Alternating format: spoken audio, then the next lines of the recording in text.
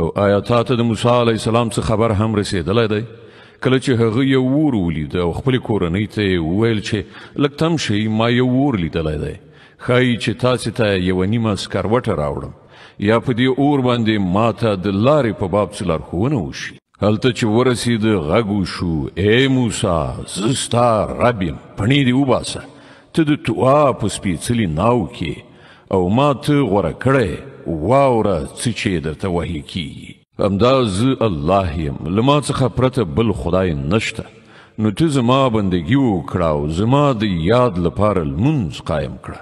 د قیامت ساعت ارومرو راتلونکی دی. زه د هغه د وخت پټ ساتل غواړم تر څو چې هر څوک د خپلو هلو ځلو سره سمه بدله ومومي. نو یو داسې څوک چې پر هغه یعنې قیامت ایمان نه راوړي او د خپلو نفسي غوښتنو بنده ګرځېدلی دی، تا دې د هغه ساعت له فکر نه منع نه کړي، که نه نو ته به په هلاکت کې وغورځېږي. ای موسی، دا ستا په لاس کې څه دي؟ موسی ځواب ورکړ: دا زما همسا ده، په دې باندې په تکیه کولو ګرځم، په دې سره د خپلو پسونو لپاره پاڼې څنډم او هم نور ډیر کارونه ترېنه اخلم. الله وفرمایل: دا وغورځوه ای موسی. هغه وغورځوله او په ناڅاپي ډول هغه یو مار و چې دا خوا اخوا ځغلېده. الله وفرمایل: هغه ونیسه، ویرېږه مه، موږ به دا بیرته همغسې کړو لکه چې څنګه وو.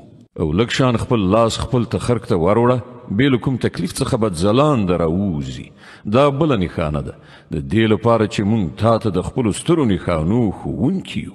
اوس ته فرعون ته ورشه، هغه سرکشه شوی دی. موسی عرض وکړ: پروردګاره، زما سینه پرانیزه او زما کار ماته اسانه کړه او زما د ژبې غوټه وسپړه تر څو چې خلک زما په خبره وپوهېدلی شي. او زما لپاره زما د خپلې کورنۍ نه یو مرستیال وټاکه، هارون چې زما ورور دی. د هغه په وسیله زما مټ پیاوړی کړه او هغه زما په کار کې برخوال کړه تر څو چې مونږ ښه ستا پاکي بیان کړو او تا زیات یاد کړو. ته تل زمونږ د حال څارونکی. الله وفرمایل: ای موسی، څه چې دې وغوښتل درکړی شول، مونږ یو ځل بل هم پر تا احسان کړی دی.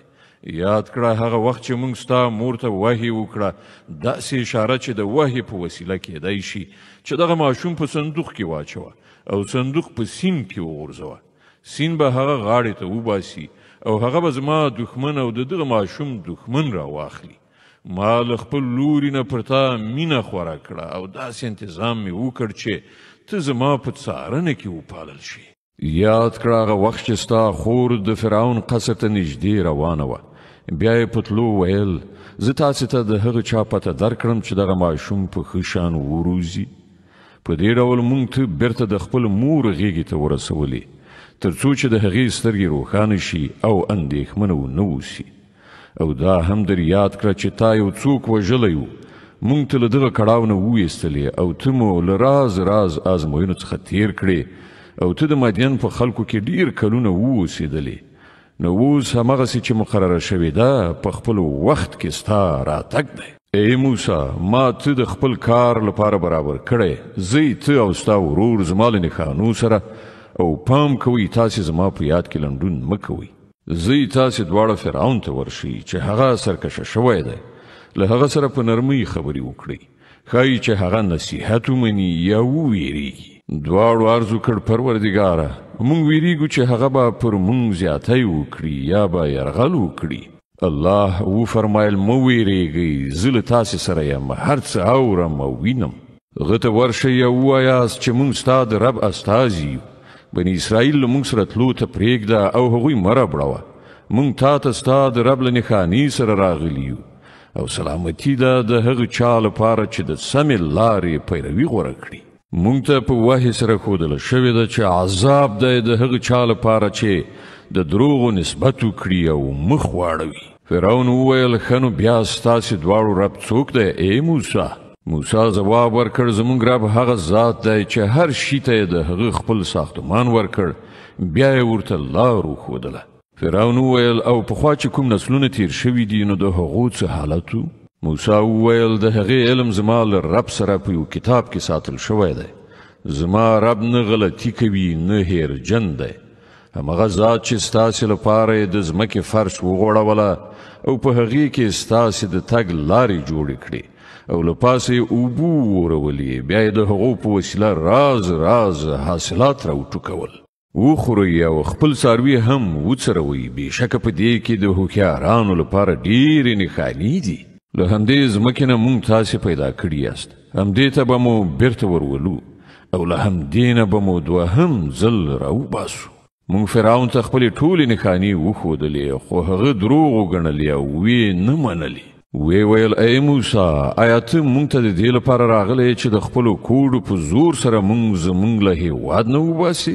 ښه نو موږ به هم ستا په مقابل کې همدغسې کوډې راوړو. وټاکه مقابله کول کله او چیرته دي. نه به موږ له دغې فیصلې نه اوړو، نه به ته اوړې. په هوار میدان کې راوړاندې شه.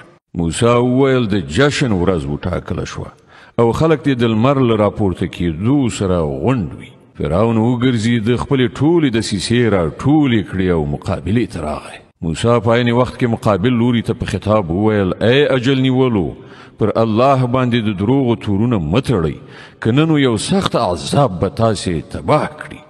دروغ چې هر چا وتړل هغه نامراده شو. د دې په اورېدو د هغو په منځ کې نظري شخړه راغله او هغوی په خپلو کې په پټو پټو مشورو لاس پورې کړ. په پای کې ځینې خلکو وویل چې دا دواړه خو صرف کوډګران دي. د دوی هدف دا دی چې د خپلو کوډو په زور سره ستاسې لاس ستاسې له هېواد نه وباسي او ستاسې د ژوند مثالي کړنلارې ته خاتمه ورکړي. نن خپلې ټولې دسیسې را یو ځای کړئ او په میدان کې یوه لیکه شي. نو دا وګڼئ چې نن چې هر څوک برلاسی شو، همغه ژوند وګاټه. کوډګر وویل ای موسی، تی غورځوي او که مخکې یې موږ وغورځو؟ موسی وویل نه، تاسې وغورځوئ. په ناڅاپي ډول د هغو رسیګانې او همساګانې د هغو د کوډو په زور سره موسی علیه السلام ته ځغلېدونکي وبرېښېدلې او موسی په خپل زړه کې وویرېد. موږ وویل مه ویرېږه، همدا ته به برلاسی شي. وغورځوه څه چې ستا په لاس کې دي. اوس د دوی ټول مصنوعي شیان تېروي. دوی چې څه جوړ کړي راوړي دي دا خو د کوډګر ټګي ده او کوډګر هیڅکله نشي بریالی کېدی که په هره بڼه راشي. په پای کې هم داسې وشول چې ټول کوډګران په سجده پرېوتل او غږ یې وکړ موږ د هارون او موسی رب ومانه. فرعون وویل تاسې ایمان راوړ مخکې له دې نه چې ما درته اجازه درکړې وي. ښکاره شوه چې دی ستاسې لارښود دی چې تاسې ته یې کوډګري ښودلې وه. ښه نو اوس به زه ستاسې لاسونه پښې ردو بدلې پرې کړم او د خرماو په ونو کې به مو په دارو زړوم. بیا به تاسې ته څرګنده شي چې له موږ دواړو نه د چا عذاب ډېر سخت او پایښت لرونکی دی. کوډګرو ځواب ورکړ قسم په هغه ذات چې موږ یې پیدا کړي یو، دا هیڅکله نشي کېدی چې موږ د روښانه نښانو له راتګ نه وروسته هم په رښتینولۍ باندې تا ته ترجیح درکړو. ستا چې څه خوښه وي هغه وکړه. ته خو ایله بیله د همدې دنیا د ژوند فیصله کولی شي. موږ خو په خپل رب ایمان راوړ تر څو زموږ خطاوې راوبخي او له دغې کوډګرۍ نه چې تا ورباندې مجبور کړي وو راتیر شي. الله ډېر غوره او همغه باقی پاتې کېدونکی دی. حقیقت دا دی څوک چې له مجرم والي سره د خپل رب حضور ته ورشي د هغه لپاره دوزخ دی چې په هغه کې به نه مري نه به ژوندی کېږي. او څوک چې د هغه حضور ته د مؤمن په حیثیت ورشي چې ښه عملونه یې کړي وي د دغه راز ټولو خلکو لپاره لوړې درجې دي. سمسور بې خزانه باغونه دي چې تر هغو لاندې به ویالې بهیږي. په هغو کې به د تل لپاره هغوی اوسیږي. دا د هغه چا مکافات دي چې سپېڅلتیا غوره کړي. موږ موسی علیه السلام ته وحی وکړه چې اوس د شپې زما بندګان در سره واخله ځه او د هغو لپاره په سمندر کې وچ سړک جوړ کړه. ته د چا له شا درپسې تلو نه هیڅ مه ویرېږه او مه د سمندر په منځ کې په تېرېدو وډارېږه. له شا نه فرعون له خپل لښکر سره راورسېد او بیا سمندر پرې داسې خور شو لکه څنګه یې چې د خورېدو حق. فرعون خپل قوم گمراه کړی و، کومه سمه لارښوونه یې نه وه کړې. ای بني اسرائیلو، موږ تاسې ته ستاسې له دښمن نه نجات درکړ او د تور په ښي اړخ کې مو ستاسې د حاضرېدو لپاره وخت وټاک او پر تاسې مو من او سلوا نازل کړل. خورئ زموږ پاکه درکړې روزي او د هغې په خوراک کې سرکشي مه کوئ او که نه نو پر تاسې به زما غضب پرېوځي او په چا باندې چې زما غضب نازل شو هغه نو په یقیني توګه هلاکیږي. البته چا چې توبه وویستله او ایمان یې راووړ او ښه عمل یې وکړ بیا سم روان شو د هغه لپاره زه ډېر بخښونکی یم